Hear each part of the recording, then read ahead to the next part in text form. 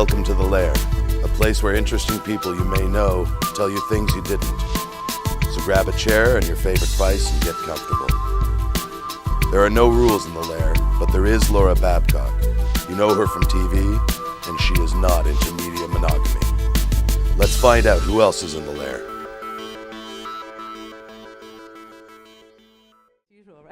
Are we? Welcome to the Laircast, Brian McHattie. Thanks very much. Have you ever heard one of these before online? Well, you know, I did have a listen the other night. Important to prepare, I guess, or as best as you can prepare for something like this. Right. Well, I'm glad. Get your ears clean tomorrow. Yeah, there you go. You got a tie, he's got pizza and a beer. Yeah, I'd say right. everybody's pretty much prepared. I wore pants.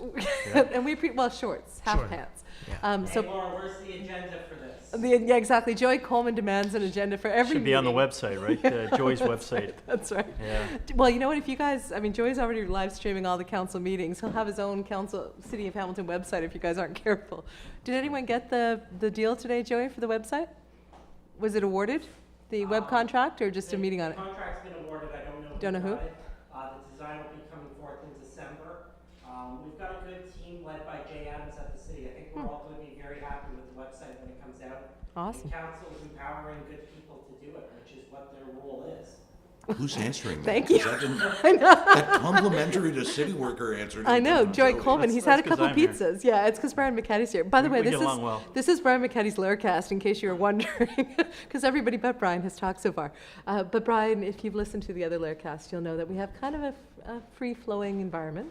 And our audience over there, a lot of people whom you'd recognize, are able to heckle at any point.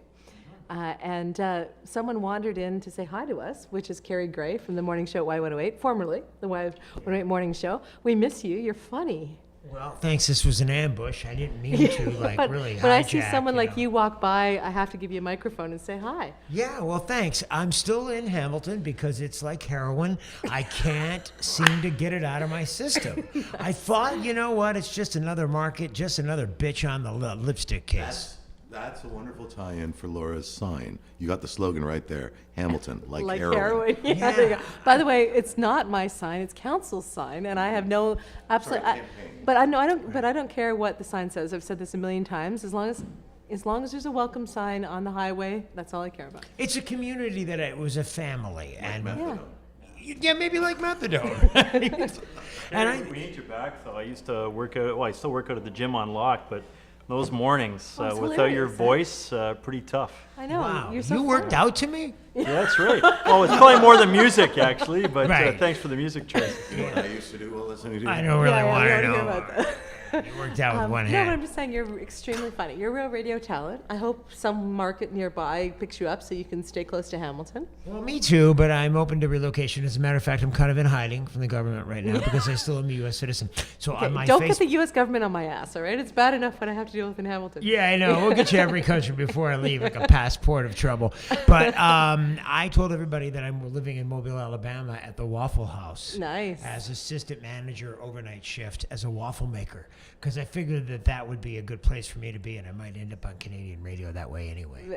Very good, and you'll be hiding in plain sight if you're doing waffles in Mobile, Alabama. Are you I'm just hiring thinking. at all, Brian? Are you looking for a fitness instructor? Well, yeah, spinning the tunes at the gym. You want Carrie Gray as your coach? Yeah. That would work. Lauren, do you need an addiction counselor? He's not answering that question. He's still not at that point, Carrie. He hasn't. Too soon? Too soon, yeah. Anyway, I really like it here. I don't have Thanks. a job. I've been looking, but I just Yeah, no, we're I glad. just really yeah. I really What do you think? He's used you to have it, any you know. questions? Yeah. yeah. Oh, we'll get to Brian, but you know, Okay. we got to say hi to Carrie. 5 years, it was just such a difference. I thought back about what this place was like when I first moved here, Yeah, big what it's change. like now, and what it's going to be like in 5 years. And So what do that's you think why about Brian McHattie for it's mayor? home. I like you for mayor. Okay, but I'm not running, and Brian is, I think. Really? This is how we start the Is that a Laircast, question? don't you, Brian? Yeah, are you going to run for mayor? Well, you know, Laura, I've been thinking a lot about this. We've talked about it over the last couple of months or so. Mr. Dreschel had a little article in the Spec, and out of respect for you and this show and the fantastic work that you do, I have decided to run for mayor, and I'm announcing it tonight. Oh, yeah.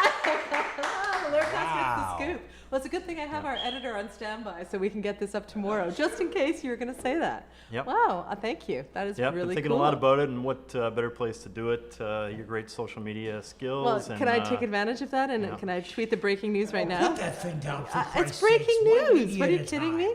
Breaking. Hello, Brian understands that this is multimedia here. This will air tomorrow, Brian, the whole chat. But I got to get this out. So hold on, just give me 1 second. Talk amongst yourselves. I'm only the host here. What's the reaction of the crowd here? Breaking. Brian McHattie, that's awesome. They were so Cable 14, you know? What are you talking about? This is the Your Laircast, knee although I and love Lloyd's Cable 14. groin The delay in right the, now.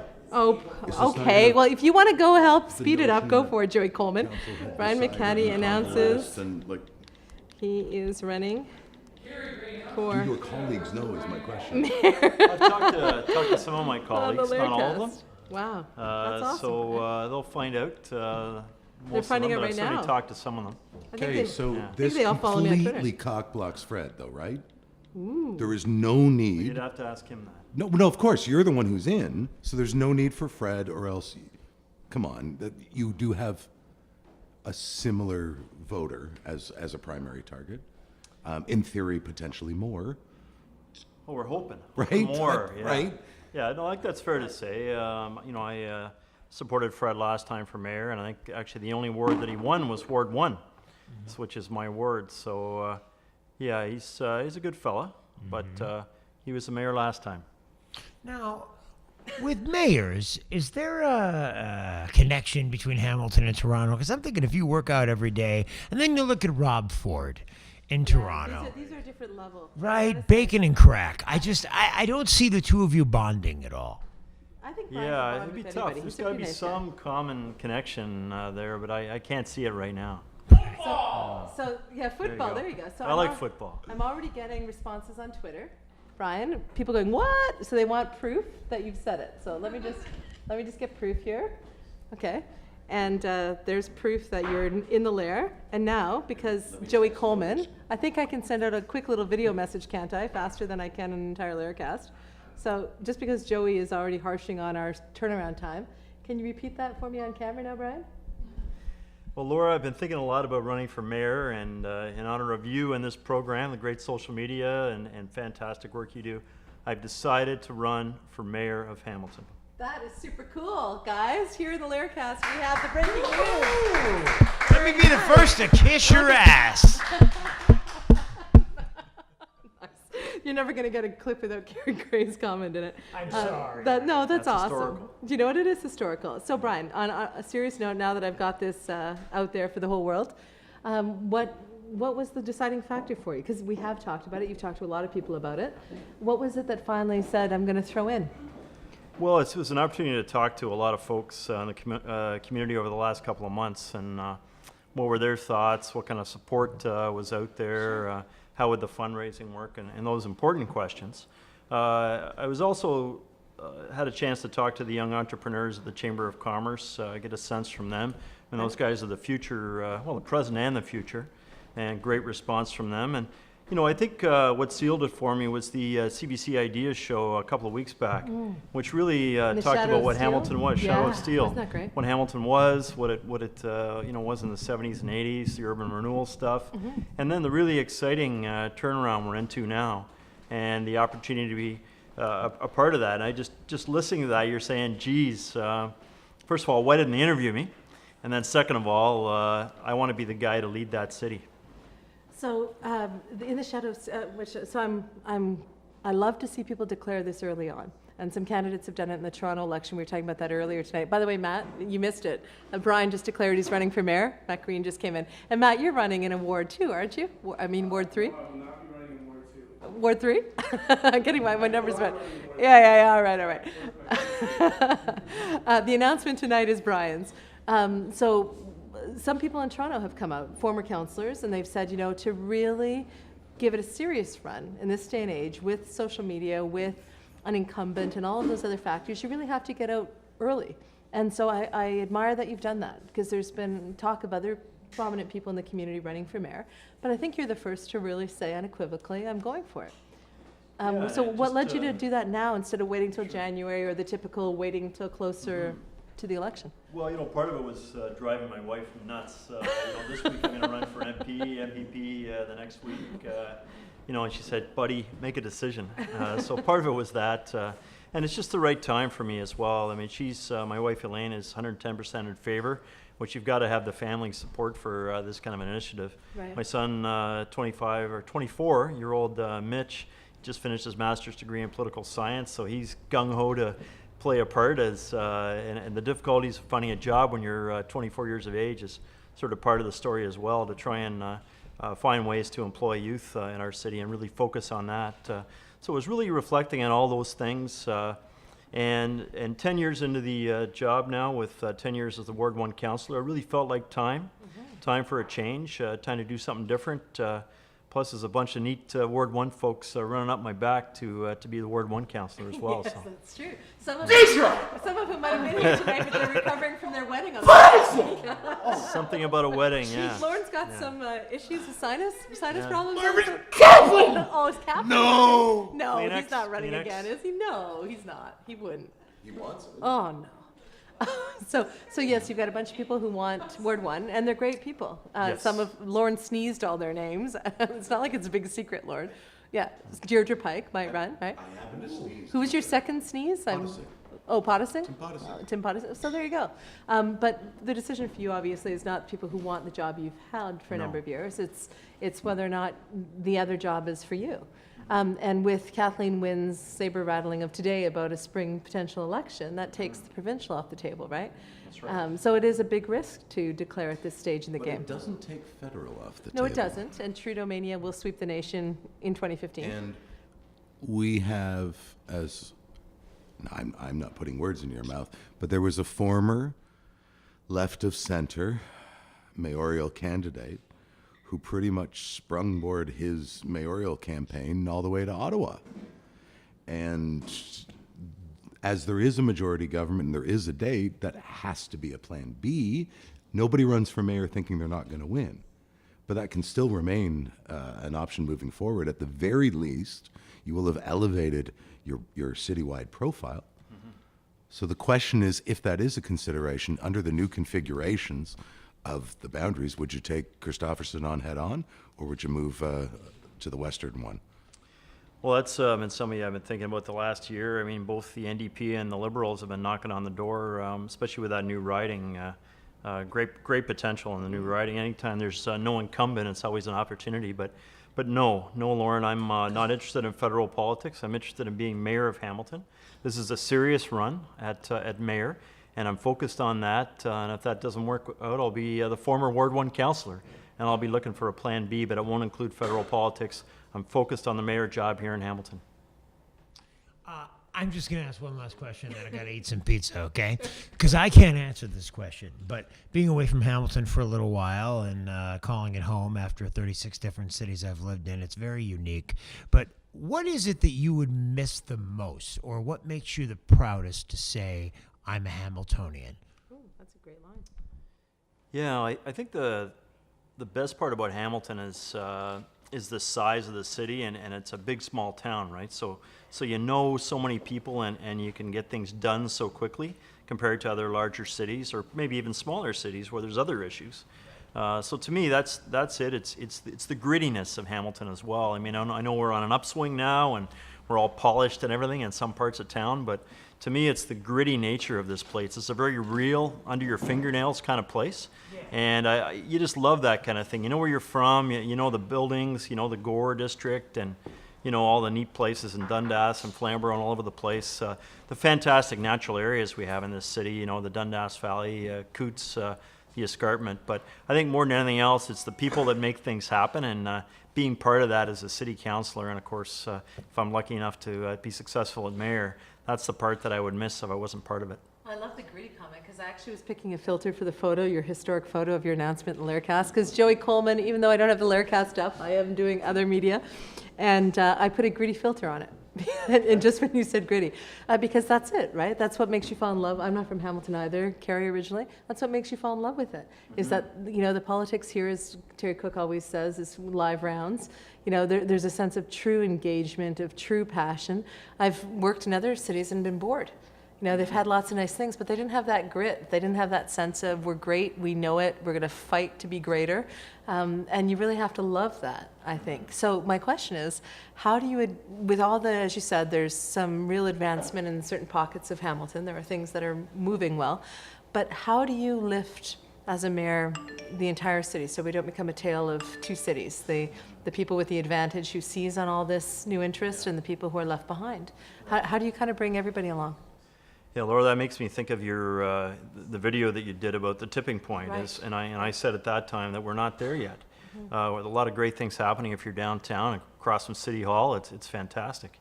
But we really have a number of neighborhoods that are still extremely challenged in parts of the city that need our support. And to just focus on all the sort of the new arts and music stuff at the expense of all the poverty issues we have would be wrong. And we can't leave those neighborhoods behind. We've got the Neighborhoods Project, of course, which is making a great dent in doing that. We're doing all the great business park stuff, as we should, but we also need to look at community economic development. How can we work with folks who really want to start their own businesses in some of those neighborhoods, and the kind of training they need to uplift themselves, to actually participate in Hamilton's economy? How do we have a successful city when anywhere from 15 to 20% of the folks who live here are not really participating in the economy due to the poverty and the wage situation that they're in? So those are some of the things that we need to think about. Do you think that having been on, sorry, my phone's going crazy because everybody is just seeing the breaking news. So you gave me the scoop because of social media. So I'm not being rude. I'm actually doing probably what you thought I would do. And Deirdre Pike, who we just talked about, said exciting news. I thought he declared it at our wedding. She's trying to steal the scoop there. That's not what she declared at the wedding. So how do you step away from the fact that you carry some of the frustration people may have had with Hamilton politics of the past because you've been on council all this time? I mean, don't you wear some of that inertia or some of those wrong choices from the past? I don't think so. I've always been able to work with all the councillors, and I think, and others can judge me, of course. Oh, this crowd will judge you very soon. Once they all stop tweeting about it. Stay above some of the stuff that was extremely negative. I mean, the stadium discussion and some of the raucous things that we've dealt with over the last 9-10 years.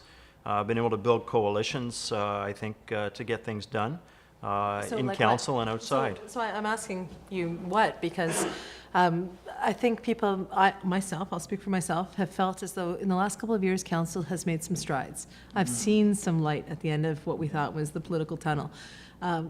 But what can you cite specifically that you have done in terms of coalition building or done on the record for Hamilton? Because I think if you're going to not discard those years, but rather use them as part of the reason why you should be mayor, there's got to be some things we can see, right?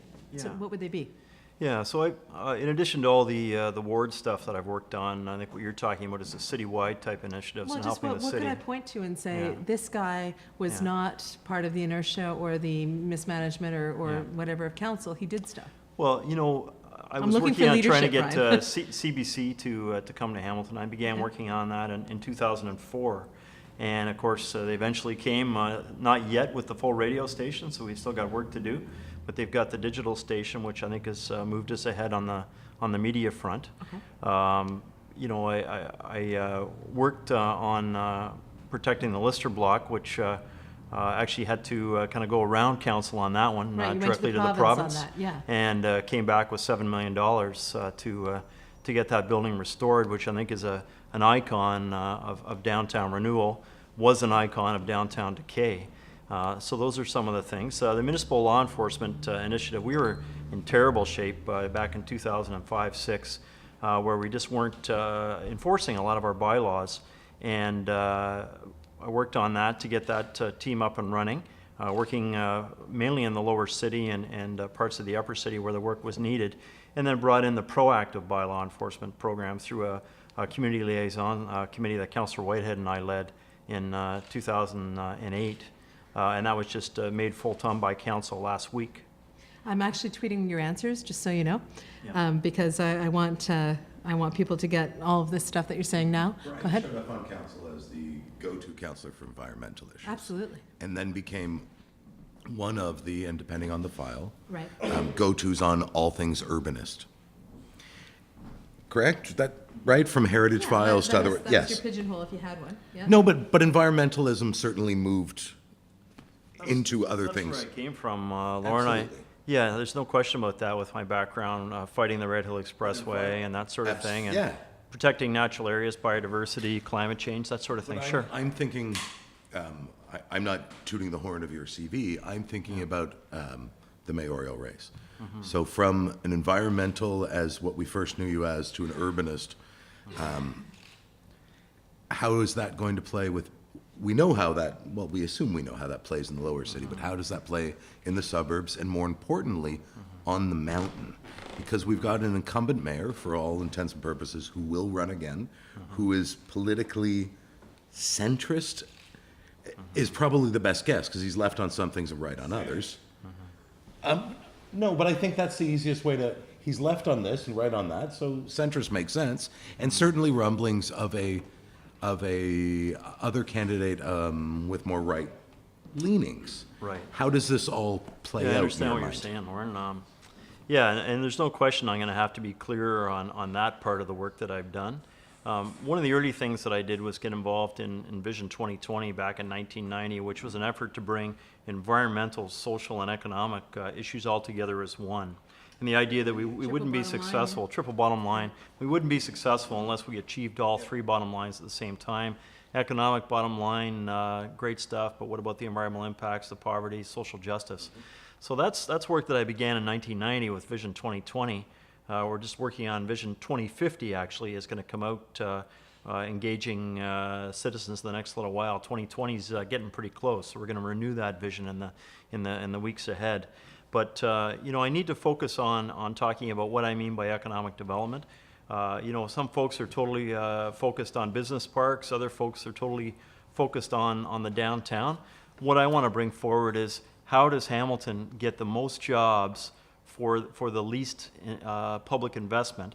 How do we get the greatest tax assessment increases, looking at the cost benefits of where our investments go, whether it's warehouses, with some concerns over the number of jobs, or can we tackle the brownfields we have? We've got 1,000 acres down with U.S. Steel that's really highly underperforming, and that's downplaying that.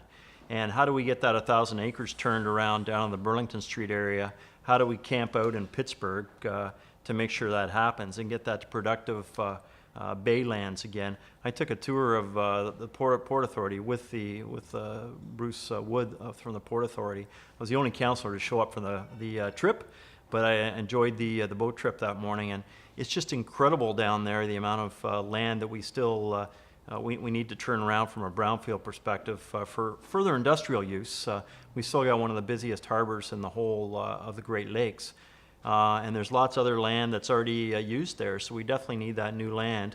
We need to talk about how to change things at City Hall. It can be a very disempowering experience from people from outside coming to City Hall, trying to get things done with new ideas, new businesses.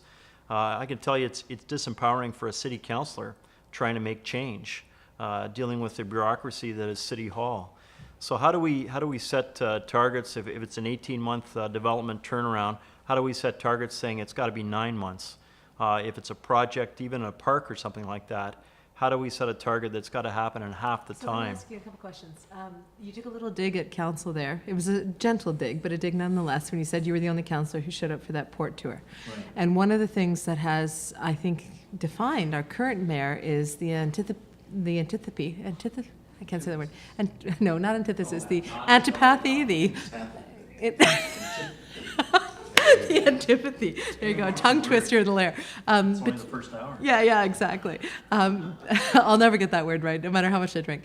But the antipathy, I can't say it, between council and the mayor. That there has been, before, even during the election, I remember Mayor Bertina then as a councillor saying that he wasn't too worried about it, if he was mayor. His first interview, he seemed to sort of throw down with council. And here in your announcement interview about running for mayor, you took the opportunity to highlight the fact that council didn't show up at that thing. So I don't know if you did that intentionally or accidentally, but I'm a bit of a hard ass when I get into a good interview. And so I'm just asking, did you mean to say that? Are you setting a tone that will be the same as Bertina's or different? How are you going to work with your colleagues? Yeah, no, I think my point in saying that was that I took the interest to be down there on the bay to learn about what has gone on down there. So that was my intent. So I didn't mean to for someone who wants to be mayor.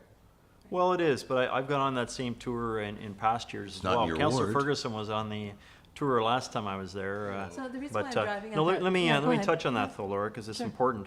Currently, the Mayor Bertina and City Council, there's not a bad relationship. There's just no relationship. Mm-hmm. So we have no idea what he's working on, and if he's doing government relations, we don't know about it. Mm-hmm. And we'll touch on that this Wednesday at General Issues Committee, where I've got a motion coming up on moving ahead on government relations.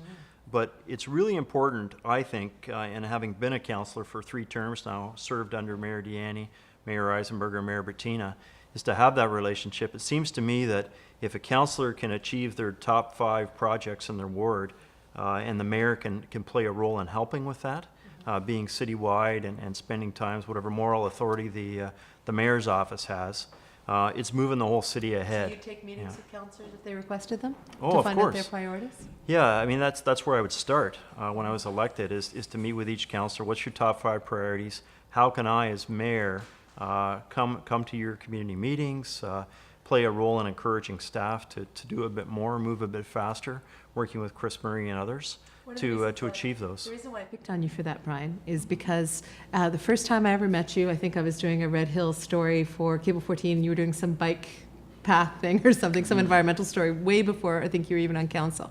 And then I remember you running for mayor against Bob Morrow, and you sat at the dais in the Cable 14 studio, 15 years ago or something? And I remember that you were the only person on that dais to refer to the sitting mayor as his worship, which I thought gave you a disadvantage, because in that moment he was kind of equal as a candidate, but you were very respectful. And recently, when things got a little dicey in council chambers with Mayor Bertina, you had used a word to describe him that was a negative word, and when he challenged you in open council, you apologized and said, I shouldn't have said those words. So you strike me as a man who does not want to get into the mud. And so when I heard that, you weren't mudslinging with council. I just picked up on that because I'm just testing a little bit of that, right? Right. Well, it's good advice, Laura. Yeah, no, and I think that relationship's got to be there. The other thing that hasn't happened in any of the 3 terms I've been involved with is to make use of the skills that councillors have in going to Queen's Park and going to Ottawa, going down to Pittsburgh to see US Steel. Councillors with particular skills, they can actually join and take on the housing or You have take party on. connections with the NDP party. Is Yeah. that fair to say? Yeah, I joined the NDP when Jack Layden was running for the leadership back in, what was that, 2004 or so, I guess, 2005.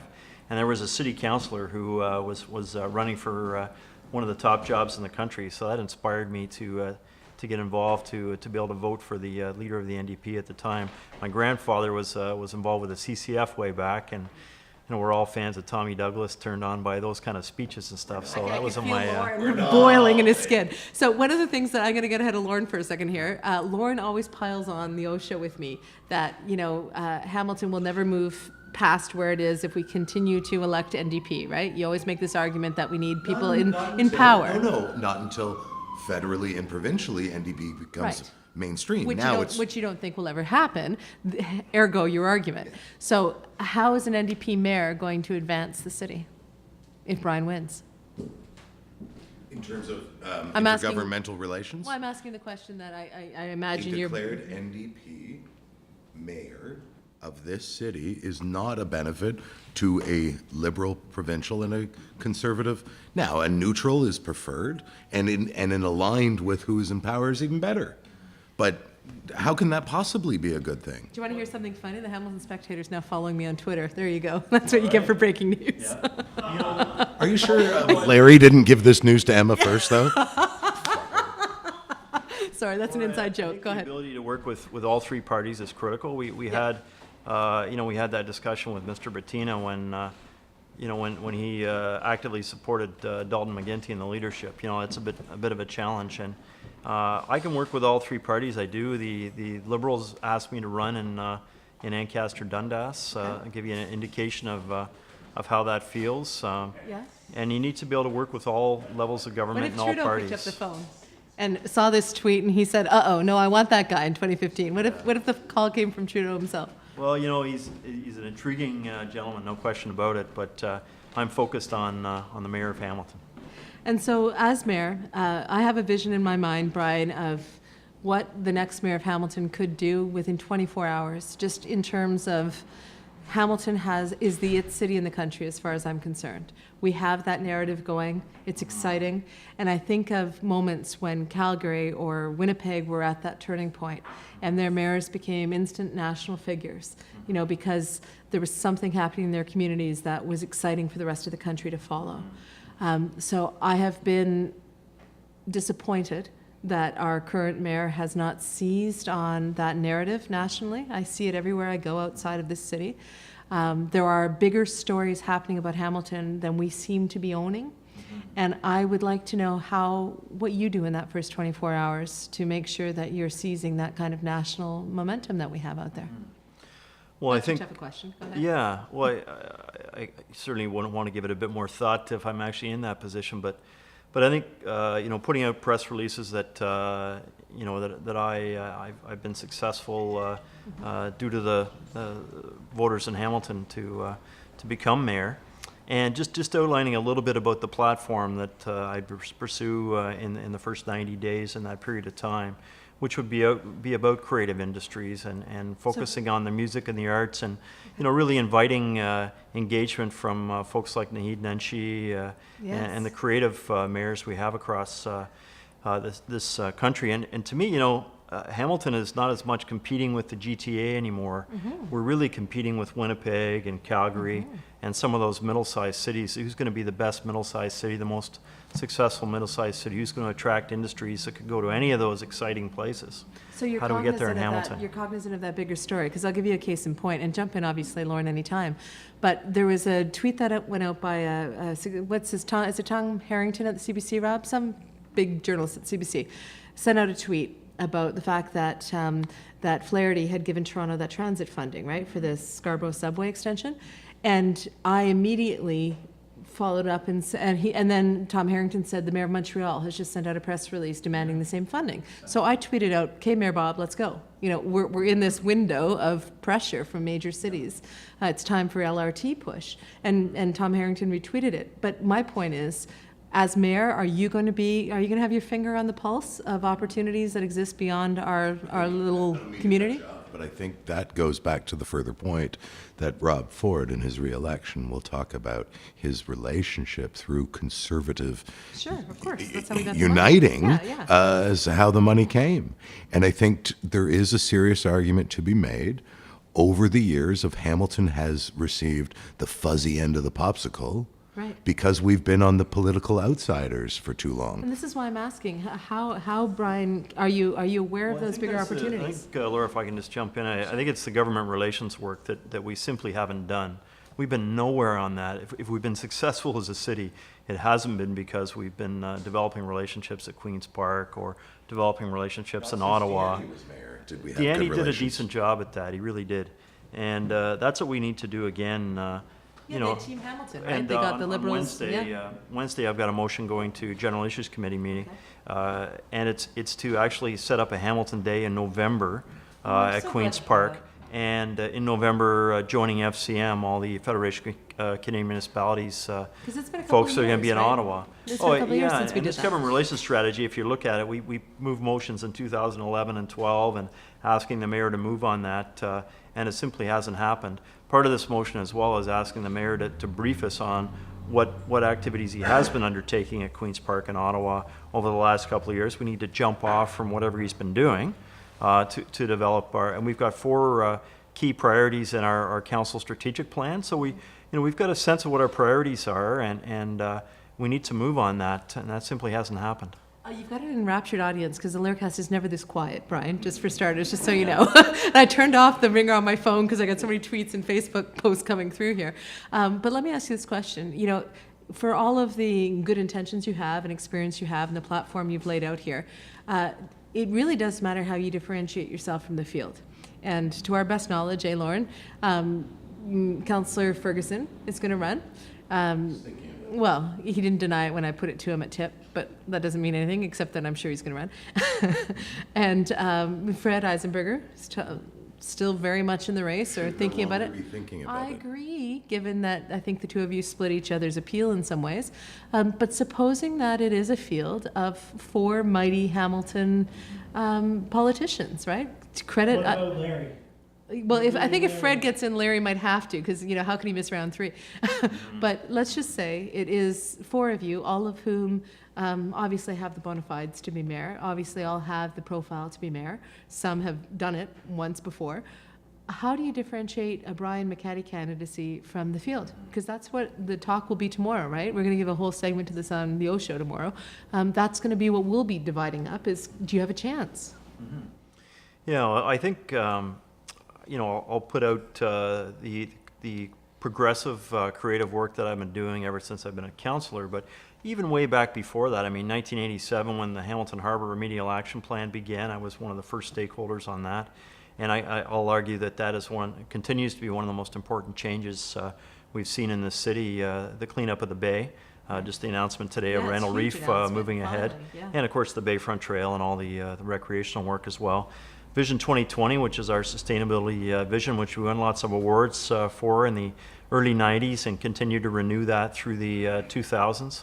I was one of the co-authors of Vision 2020, had an opportunity to really begin to understand sustainability, sitting beside Sandy Adams, CEO of Stelco. I'm a representative of the Hamilton Naturalist Club. What an incredible opportunity to learn at the feet of a fellow like that, and the Hamilton and Halton Home Builders Association, folks like that who... Okay, so up against the deep pockets and business bona fides of Lloyd Ferguson, against the experience and the following that Fred has, and against the incumbent mayor, how does, you know, what, are you concerned that people will just see you as the environmental progressive nice guy and not the guy who can take on those 3? Well, I think Andrew Dreschel used the term smoked salmon lefty in the past, but that was an interesting way of putting it. But no, I mean, that'll be my challenge. Andrew makes me look gentle. Yeah, that'll be my challenge to illustrate what sustainability really means. Okay. And in fact, it is a triple bottom line. Part of this is really lazy thinking. You know, out there in the community, and folks they want to say, you're left wing, I get that, you just stay over there and I'll understand you. That's what they do understand. Yeah, you know, they pigeonhole you, and if the voters are stupid, I'm not likely to get elected, Lauren, because I'm going to put forth out all kinds of that's quotable. ideas Hold on a second. and concepts. and the term is smoked salmon socialist, by the way. Well, you check the No, socialist, not. check the Andrew's writing. I think that's what he said. But anyways, you know, the idea is to put all these ideas out. I think that's something that Mr. Nenshi in Calgary was successful in doing. And you can say, well, is Hamilton ready for that kind of an election or that kind of a mayor run that, you know, consists of a number of great ideas in some depth. And I think it is. If we're going to become the best middle-sized city in Canada, we're going to have to get all that stuff, and we're going to have to move it ahead. And I'm not talking about just Hamilton. I mean, folks in Flamborough have ideas, Ancaster and other parts of the city as well. If you have a platform that's got 150 platforms in it, like Larry Deanne had, nobody follows it past, you know, and then he platformed himself to death. And then you've got the gravy train in Toronto, a simple, focused message that was repeated ad nauseum. So, I mean, I think to Lauren's point, what people want now is simple, clear, redundant. I can grab onto that. And I think a risk for you is if you over-intellectualize a platform, right? You know, the chattering classes may love you for it, but are people going to remember it is the biggest challenge. Well, you know, I'll take that as advice. And Well, here you get what you pay for, which is at the moment nothing. Here we are, It's you all know, free. the beginning of October, and that's what's going to happen over the next couple of months for me is to sit down, put the team together, and there's some folks already, but put the team together and come up with those kind of, how do you take these concepts, how do you pull them together, how do you align them, how do you make them something people can understand. What do you think has been your most quotable quote so far since you've been sitting here? The thing that will catch on the most? I'm busy saying things. I'm not keeping track of what I'm saying. Yeah, exactly. The best quote so far is, if the voters are stupid, I'm not going to get elected. Yeah. I mean, I'm not likely to get elected. That is, right? I mean, that's the one we all remembered because it involved... I know. That's right. Go ahead, Matthew, go ahead. One of the things that everybody always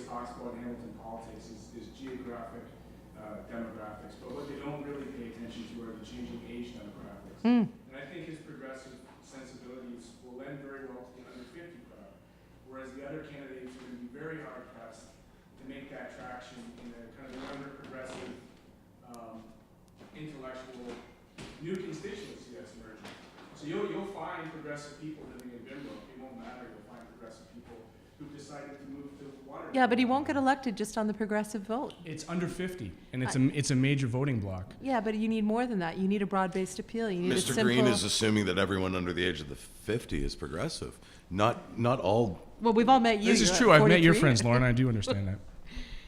But that's the point Yeah, that I'm well, that's- making, that's a right? Is fair that point, you have to have a yeah. broad-based appeal to be mayor. It can't be just But, one you know, group. there's lots of things I could talk about, you know, with the seniors, and I've worked with the seniors initiatives here in Hamilton in terms of the, you know, the proper transit for seniors, and trying to expand transit is all about seniors and folks that need that kind of transportation.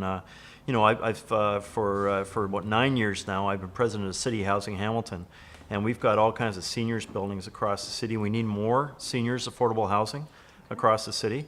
So that's experience that I have. Okay, so we'll call this part 2 of the Brian McHattie announcement. Say it again for us, Brian. Well, Laura, I have, after much soul searching and thinking about some of the things you've talked to me about, I've decided to run for mayor of Hamilton in 2014. Well, it's official. It's September 30th, and Brian has made the announcement well ahead of other people. Even the mayor has not announced that he's running again. So that's bold, because now you're going to be facing early criticism. It's a strategic choice, obviously, and in this room are, I would suggest, a number of people who certainly have their own constituencies. So I spent the first part of your announcement, Lauren and I, grilling you with a couple of questions that popped into our head. I think Lauren had planned to ask you a bunch of tough questions if you were to run. I think you totally blindsided him by announcing that you're running. Listen, Brian and I have worked effectively in the past. No, I'm just saying you were surprised we're that he cool. announced tonight, because I saw your eyes go, oh, I got other questions now. So I want to throw it out to the people in the audience, because let's do what we do best here in the Laircast, which is, you know, I have my questions, but so Share. does the audience. What's that? We share Yes. in a very pointed way.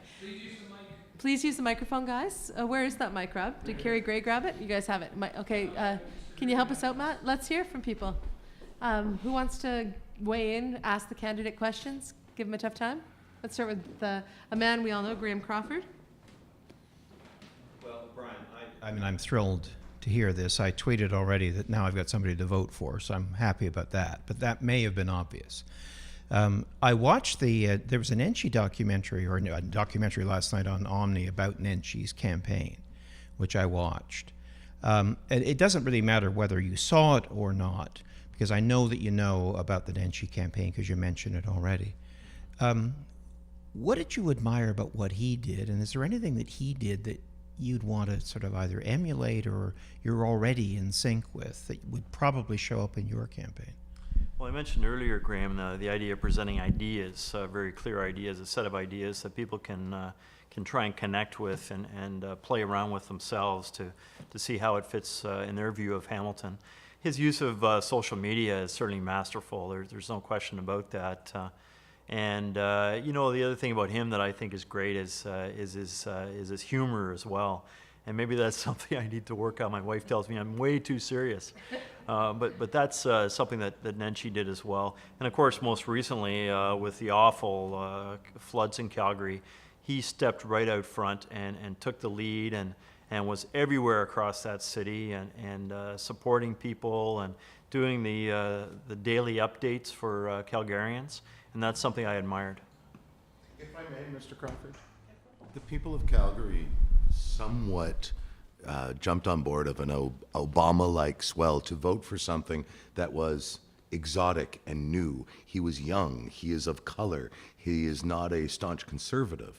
And I think that separate from how he ran his campaign and separate from his policies, he himself was the most unique part of the campaign itself, which is very unlike, as Brian is a middle-aged white guy, and we have had nothing but mayors who have been middle-aged to older than middle-aged white guys. I mean, on the surface. So all I'm doing is suggesting that Brian's got a whole lot more work to do to get past the original uneducated voter of that mayor was brown and young and talked about stuff that didn't seem the norm. Brian is not. But with all due respect, the only difference I'm seeing so far is Brian isn't a visible minority. But in terms of, because I've been watching this guy now since I came back to Hamilton. I do watch council meetings. I do go to them. No, you don't. Yes, we know we do. And so the kinds of ideas, policies, opinions, readings, that I see as the same. Your average voter isn't tuned in like you are. No, but you asked me though. So what do I see as the problem? I don't see that as a problem. But the Purple Revolution of Menchie had a lot of factors behind it. Go ahead, please, Alex. Well, just about this whole concept of the average voter, the average person is impacted by how they feel about a candidate and the trust and the sense of whether that person's in it for themselves or in it for the voter, for the public. And I mean, the example that you've set as a councillor, bringing McMaster to the city and the city to McMaster, is the real example of deft politics, you know, and big tent politics, and bringing constituents that are really different and separate types of people who may disagree with each other, may disagree with you on a lot of topics, together. You know, that's the spirit of politics, is making unlike people like one another, or at least like one another on an issue, you know? So, I mean, how would you take what you've done in the ward, particularly in, you know, around the university, around the hospitals, bringing these institutions to the city, how would you extend that model to the greater city? That's a great question. Yeah, and that's, I think I really like to do is to get involved with really raucous public meetings and where there's people with very, very diverse and polarized, often at the beginning of a meeting or a series of meetings, opinions, and to try and bring them together, try and look for commonalities and piece together the common interests and bring the groups together, because here in this city, again, big small town, there's probably a lot more we have in common than we have of difference. And in the case you talked about the town and gown relations in Westdale and McMaster and that sort of thing, that was the approach that was necessary. And you know, early on, you know, really difficult discussions back when you know, when Peter George was the president, and I remember Peter having some really difficult conversations with citizens, to the point where we started building those bridges to the time we have now with Patrick, and the relationship is much more solid than it has been in the past. So bringing groups together, building coalitions, that's the kind of thing I'm good at. I'm paraphrasing you, Alex. I hope you don't mind, because I've got 140 characters and I have to give some context, but I think I'm getting it. And your thought on his answer? Well, I buy what you're saying, because Hamilton's a city that loves politics, that is aware of itself, that takes pleasure in its civic life and its urban life. When I moved here in 03, 04, I was amazed at how much Hamiltonians love their city. And, you know, to get back to the point of you know, an uninformed electorate, Hamilton's not an uninformed electorate, because it's an electorate that enjoys politics and that knows about its politics. But do they vote? What's that? Do the people who enjoy politics get to the polls? Historically low municipal voter turnout, and we But elected that's the the same mayor who across had Canada. no platform. So how is it that we are an informed electorate? That doesn't make any sense to me. Incumbency and split votes. No. I mean, when you got people in- no. when you have people in Matt, council the for 20 argument was years. we're informed. We elected the guy who had no platform, rightfully or wrongfully. How is that declaring our electorate informed? 1/3 of them elected. The most people who voted. All right, let's bring this back to McHattie, because we have this debate every time we all get together. So, Hence the point of the elected or the informed electorate. Go ahead. what would you say? You've been on council for 10 years. What would you say was your biggest mistake as a councillor? Great question. For you, those of you who didn't hear, Laura's joke was that his biggest mistake was not throwing the pencil back. But Watch the whiz past my ear. but Your boss will be happy please, with councillor, that. if you could answer the question, Yeah. and Lauren, let him answer the question before you jump in. I'm as you're saying that, Joey, I'm racking my mind to try and think of any any big gaffes during that period of time. There certainly was a time early on where I was more pure to all my ideals and didn't understand politics as well in terms of looking for the art of compromise, and perhaps missed some opportunities early on in my political career. But I'm not remembering a particular. Like, just explain that, because Yeah, some might hear that and feel sad, right? It's like you've. No, it's really, politics is, I mean, it's an overused term, but it's the art of the possible, the art of compromise, and the ability to build bridges to move things ahead. And what's not possible today to be moved ahead may be possible next week, next month, next year. So you end up taking the long view, and it takes you a little bit of time. You tend to be when you get into politics, you want to make change. That's why you did it. And I have a sense of urgency about things that need to change in Hamilton. So it takes a little while to understand how things work. But I've about 10 years of doing that now, and a lot of things have moved ahead. So not answering your question, Joey, in terms of the thing that I didn't do too well, but I'm sure others will remind Well, at me. least you're. Is your answer, I couldn't make change, I could make nuance? No, I think I've made huge change, Lauren, over the period of time with heritage projects. The traffic issues, the focus on alternative forms of transportation, that's something I banged my head against the wall on probably for about 5 years. And then the traffic department has now shifted to the point where just a couple of weeks ago, council unanimously supported Yes We Can and the two-way bike process on Cannon. Yes, we can. So and that's- Justin's here. that's- Justin, I want you to ask Brian a There's Justin. question. Yeah, that's a But huge that's change. classic example of Yeah. becoming a wily veteran on council and making sure you have the votes. But it's also a huge, and Justin can obviously cover this, I'm not saying because he's here, but the really strong grassroots campaign hooked up with the councillors who are interested in the issue. Justin went to meet with some of the councillors who were kind of on the fence or didn't necessarily support the idea, and we end up with a unanimous vote. So that's actually a landmark time in Hamilton. Justin, do you want to weigh in now that we're talking about you? Well, yeah, I guess I will. Actually, my question is about Vision 2020. Brian, you said that you were on the committee drafting it, and if you are elected mayor, you will be mayor essentially 2 years before 2020. So where's that vision at, and how are you going to make sure that the big priorities in it that you laid out, that we aren't there yet? How are you going to make sure that we're starting to get there? Well, we're just in the process of starting a renewal process for that Vision 2020, because it is getting close. And that was a 30-year vision that began in 1990. So the approach this time will do the same kind of right across the board public consultation on what the renewed vision should be for Hamilton. And it'll be Vision 2050, focusing on that in the next 30 years. I think we have achieved a number of things. We certainly have fallen far short on the protection of farmland and food lands in particular. We said no loss of agricultural land in Vision 2020. We've lost thousands of hectares of land since that time to urban sprawl, and we're poised to do so again with the Aerotropolis.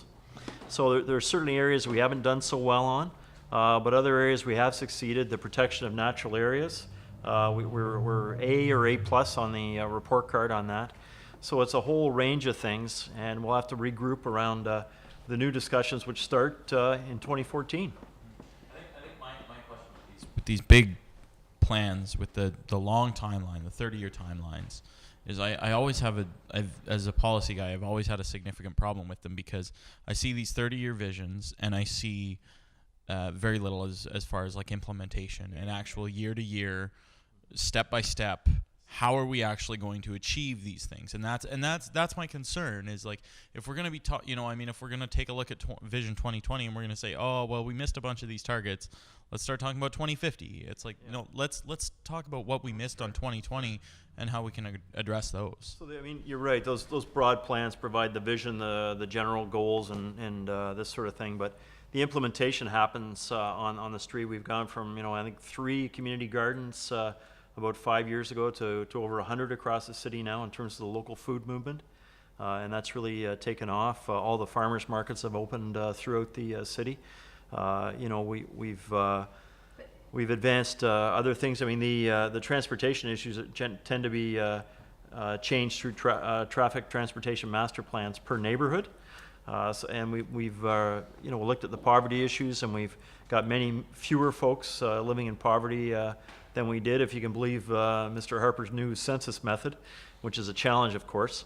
But that has changed over time. So those are all the ones, and we've got a report card that actually speaks to the numbers. I don't have them with me tonight, but that's the kind of thing and the kind of work that you did on Cannon. The frustrating part is trying to move it ahead faster, and that sense of urgency that we just don't have at City Hall, and we've got to find a way to do that. Justin? I mean, you made that presentation, Yes We Can, which is why I invited you here tonight to talk about that, because people were going crazy at how, you know, dynamic it was. I didn't see it. And you got some advancement on that. And then me with my little time for sign thing went in front of council, and they're going to get the sign done. It seems as though when you do things, you know, hyper urgently, hyper locally, very specific, tactically almost, as opposed to these broad strategic things, they work better. And so I'm like you, I'm almost up to my eyeballs with long-term visioning strategies, because the political change happens every 4 years. Nobody carries the ball. And so you're left feeling like it's more powerful to just pick a hyper issue and execute on it. As CM says, get shit done. So with respect to the Vision 2020 and all of your work on that, Brian, I'm left with the same feeling of Justin, of, you know, can we have leadership in this city that can, you know, not just stick to these broad strategies, but actually tactically move us forward in, I don't care if they're incremental steps, just get them moving, right? I don't want to paraphrase you, Justin. I'm feeling your pain. Sure. I don't care about Vision. Personally, I don't care about Vision 2020. I care about, at this point, I care about Vision 2014. Right. And then I care about Vision 2015 the next year, right? Like, I care about where we want to be 12, 18, 24 months from now with things that we can actually accomplish, goals that we can set for ourselves, timelines that are real, achievable, and tangible and visible. And that's the most important thing, is like when you set these, and I'm not trying, you know, I mean, I've read Vision 2020, and I think that, yeah, it sets out great guidelines and, you know, good things to aspire to. But like if you don't have those year-to-year action plans trying to move things forward, the little wins that move you. I invite you to have a look at some of the things that have happened. I think it's probably a human trait to say, you know, nothing's happening at City Hall. But if you look at the number of bike lanes that have been implemented in the last kind of year, particularly in Ward 1 in my area, I put a real focus on that. You know, the real pedestrian focus we have with all the mid-block crossings that are going in. We're blocking traffic today at Main and Pearl, putting in the new pedestrian crossing light there. The complete renewal of city parks, Victoria Park, for example, and Churchill Park to come. You know, it's important to look at those, and you talk to the folks in those neighborhoods, they have seen change. So you've got to work at both levels. You've got to work at the strategic plan level, and you've got to work on the ground in the neighborhoods. Anyone else that wants to get a question? Go ahead, Matt. Because we all know this is history in the making here on the Laircast. Absolutely, and that's why I made sure I was present. My question to you is this. I've been on the street talking to Hamiltonians for a small community project that I'm working on, and the biggest response that I have from people in terms of need is around infrastructure. And, you know, Lauren talked about how our electorate isn't sophisticated, but I disagree, because no matter who I spoke to, everybody talked about roads and infrastructure. And we know we have this massive looming deferred maintenance debt on our roads and on the infrastructure, especially around transportation. So when I see something like that, you know, Chris Murray sounded the alarm not too long ago about our current economic situation. We know that the city is our second largest employer and growing, but that doesn't really have the kind of economic impact that we need to get ourselves out of it. What are you suggesting that under your leadership we would do to address this $200 million a year deficit? Yeah, two thoughts come to mind on that. I think, first of all, although we've been fairly successful at keeping the tax increases low over the last couple of years and asking staff to trim their budgets and that sort of thing, I don't think we've got as much of an expense issue as we have a revenue issue in this city. And we need to grow much more successfully than we have in the past. We need to reach the targets that the province gave us for 2030, the 690,000 people that are to come to Hamilton by that time, increased tax assessment, increased revenues coming into the city. We're still not a wealthy city, and you could say we've reached the tipping point, but that's one illustration that we're just not there yet. But you didn't, you didn't say we did. You said we're not quite there. That's right, exactly. And the other part is the government relations piece. We know Mr. Ford last week came home with $690 million for subways. And there's where we need to be much more effective, because that's where the large dollars come from the income taxes. Councillor Marula talks about the downloading from the province and the feds that occurs in Hamilton, and that's an important illustration of that relationship with the province and the feds. But we need to have that relationship so we get more funding flowing from those higher levels of government. We simply don't have it with the local property tax as the only way to raise revenue. So combination of raising revenue with tax assessment, growing as a city, being effective at growing as a city, largely within the city itself, versus the urban sprawl model that we've used, and then being much more effective in levering money from the province and the feds. I wholeheartedly agree with you on the latter, and I think that's a major challenge that council has is false attribution. Lauren was talking about having a mayor in power who's aligned with a federal or provincial party in power, but in fact, when those dollars come, a lot of times these are levels of government that are kind of beyond city council's control. And oftentimes the downloading that happens doesn't come with the proper attribution. Obviously, councillors are not officially party councillors, so it seems to me that, if we are in an orange riding or a blue riding or a red riding, we're not asking the tough questions to those representatives of government. And I think that as citizens, we have to start asking those tough questions to our elected officials at those levels. But I'll have to say this in regards to the taxation. We actually, compared to other cities our size, we pay I'm a small business owner. And what I pay in the east end of Hamilton is astronomical for taxation from a business standpoint, for a small business standpoint. What I pay for my house in East Hamilton is ridiculous, and I'm quite confident that if you were to go to Flamborough, they would say the same thing, and if you were to go to Bimbrook, they would also say the same thing. So I think from a competitive environment with small cities or like-sized cities, Hamilton has some of the highest taxes already. So where are you going to get blood from a stone? Well, we're obviously not going to get from the existing taxpayers. We can't ask for any more, right. Particularly, homeowners is residential as well as business and commercial. So that's why we need to grow the revenue with new businesses, particularly the industrial folks, because I think you mentioned earlier, also we're blessed with Hamilton Health Sciences, McMass University. They're not paying taxes. Yeah, they pay payment in lieu of taxes, which is a much smaller amount that hasn't changed since the 1980s in terms of that amount. So we need those businesses. We need the McMaster Innovation Park to be successful, the West Hamilton Innovation District, retooling the Burlington Street lands that I talked about, the 1,000 acres down on the former Stelco U.S. Steel lands, and the business parks up south of the city to bring in new revenue as well. I absolutely agree, and there's no way. The multi-residential rate is the highest in the province, so we can't get blood out of stone. That's a good phrase. So just to summarize here, Brian, because I think we've heard from everyone who wants to pose you a question. Is there anybody else that wants to put one to Brian in this moment when we've got him before the campaign takes off? You have in this room a number of people who are progressives, I would judge from the crowd. Not everybody's an NDPer in the audience here at the Laircast from what I know of their political affiliations, but I've heard a lot of support in this room. Pointed questions, people like myself who don't have a party affiliation, but I can see where your leadership could work. And so you've heard questions from us and a couple of zingers from Lauren, which you'll see when they're written, they look even worse, especially that line about the nuance. But I've also seen on social media nothing but support so far. Like, I've checked my Facebook page frequently. I've got 4 Twitter feeds going. I know Joey's tweeting, and Graham Crawford, and Alex Sevigny, and Matt Green, and Justin from Yes We Can, and everybody has fairly big followings. Has anybody seen some negatives to this? Has anybody seen anything pop up in their streams? So that could be for a lot of reasons. It could just be that also all those people in the Twitterverse and Facebook are also, in line maybe with your thinking. And I don't think that's definitive about the Hamilton electorate. But it does say that there's momentum right out of the gate here, Brian. So I'll go back to my initial question to you. given that we all know if Councillor Ferguson runs, he's family very well respected in Ancaster, great business pedigree, and has resources, right?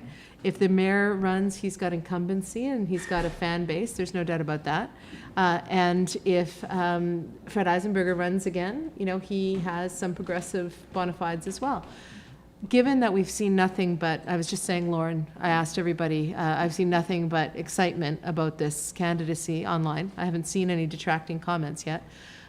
Given that there seems to be momentum out of the gate, and that's probably the field, you know, what is your biggest challenge, do you think? How do you, and Lauren's got a question for you. No, but Laura, if I can interrupt Yeah, your please question. do. If we thought that Facebook and Twitter was accurate Oh, and I polling, said that. When you were right, outside, we, I said we would that. have Councillor Jelly. No, I hear And that's not a shot at Matt. No, It's I just get social media leans to the left. Everybody tell him I already We know covered that, blah, yes? blah, blah. I already said that. You already said that. I'm listening to what Brian's saying, and I'm trying to picture myself as a 60-year-old homeowner on the mountain, and I'm not sure a lot of that stuff's resonating to me, because what resonates to me as that 60-year-old homeowner on the mountain is, whether it's due to the mayor or in spite of the current mayor we have, my realty taxes have gone up marginally. So it's that full LRT, unless you make it north-south, that doesn't give shit to anybody who's up there. There's three cities: the urbanist lower city, the suburban, and there is no rural. There's no rural vote. There's only rural geography. And then the weight is carried by the mountain. And I'm not sure what I'm hearing is resonating there. It's not a shot. You got a long time to clarify your message. Right, is that given that we have if Lloyd gets in, we've got Ancaster and a suburbanite, really, given that Mayor Fred had a lot of support in different areas, and the mayor obviously had the suburbs. How does if I Brian may, fit here's in? the question. Did you spend some money and do some polling to see how you resonate outside the urbanist vote?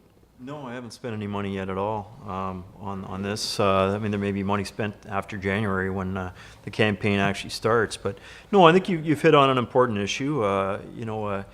To understand what folks need in Ward 8 or Ward 6, or as you say, in Flamborough or Stony Creek. Those are areas. I mean, the lower city in particular, and I understand that very well, and I've lived in Flamborough, I've lived in Dundas, I've lived in Stony Creek in all my time here in Hamilton, the Hamilton area. So I understand those areas, work very closely with the councillors on their issues. So I think it's really going to be the on-the-ground campaign in some of those areas to get the name in front of folks. And, I know it's different than a ward campaign, much more difficult to get on the ground. But the volunteers are going to be a key part of that, to get out banging on doors in those areas to get the message across. Presumably. Well, Which is a big deal. The orange machine got burned pretty bad, because the current mayor that we have was highly endorsed by both Horvath and Christofferson right from the get-go. And then he turned out to not be orange at But all. I don't think people think that Brian is Bertina. I think they know the difference in the bees. I understand that. A lot of people think Brian is pretty darn red, too, not just orange. So are you red or orange, or a mix thereof? Well, I think He's it's the painting. I think it's probably a mix thereof. I haven't been active in the NDP. I mentioned the reason why I joined was I believed in Jack Layton as a leader. And the NDP and the Liberals have been in touch to ask whether I'd run federally in the Dundas area. So, I think you got to work with everybody. And of course, the last number of years, I've worked closely with David Sweet, because he's the Conservative member of government. And he covers Westdale, so he and I spent lots of time together with our overlapping jurisdictions. So you got to work with everybody. That's critical to a mayor position. So that's a good political answer. I didn't really get one on how he's going to beat the competition, other than it's early. He's got lots of time and lots of people to talk to, right? And I think you made a very interesting choice by announcing in this format. And it's not just because it happens to be Rob's and my show, but because along the lines of Mayor Menchie, right? You're coming, Naheed Menchie, I always get that wrong. You're coming at it a little bit differently, and it's interesting to see the pickup. I can tell that the more traditional media in town has been following. But, you said nice things off the top. You announced here because of the work I do in the community and this and that. But really, it's an interesting choice. And there will be some people who will question the choice that you made. I think that your first moment out of the gate, you opened yourself up to questions from a group of people who you didn't know would be here, and you didn't know what was coming from them. Now, some of them were softballs, because you always have support in the room. It is a supportive room. But you also let Lauren Lieberman have a beer and sit in front of you. Brian. We're together on many Right, no. So, no, but the Laircast is not the easiest format. We've had some of your colleagues come in here. only 3 beers Yeah, in, you're so only 3 beers in. My questions are What's that? gentle. Yeah. It's a pretty tame night because I think everyone's a little bit on their heels with the fact that he made the announcement. But the fact is that other colleagues have come into this format and found it to be more challenging or off-putting or whatever. So I'll give you credit for that. You didn't know what the questions were. I didn't know you were announcing. I jokingly told my editor, be ready to flip one around so we can get it out tomorrow for the opening of the new season of the OShow. And you surprised me with your answer. So everyone here has had a chance to ask you a question. I'm sure you'll get a ton more. You've basically given yourself a full 13-month campaign. But I want to thank you for bringing it up in the Laircast because it's a pretty cool choice. And you've got the entire social media verse of Hamilton talking. We're getting backroom emails from people going, "Holy crap!" Pretty insane text. Yeah, I think your competitors have figured out you're running for mayor. Let's just put it that way. So I'd like, we don't often do a round of applause here at the Laircast, but this was a courageous choice. So good job. Now, my last question for Brian: do you regret it? Oh, no. It was great. Awesome. I appreciate it, Laura, very we'll much. run both parts of it. We'll announce it tomorrow night on the OShow. And, whatever happens, we'll certainly be talking about you for the next 13 months, Brian. Best of luck. Made Tony Greco a happy man. Yeah. There you go. Word one. Awesome. Good job.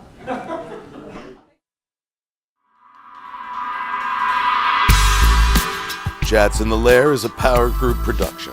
Visit us at powergroup.ca or laircast.com, or check us out on Facebook and follow us on Twitter.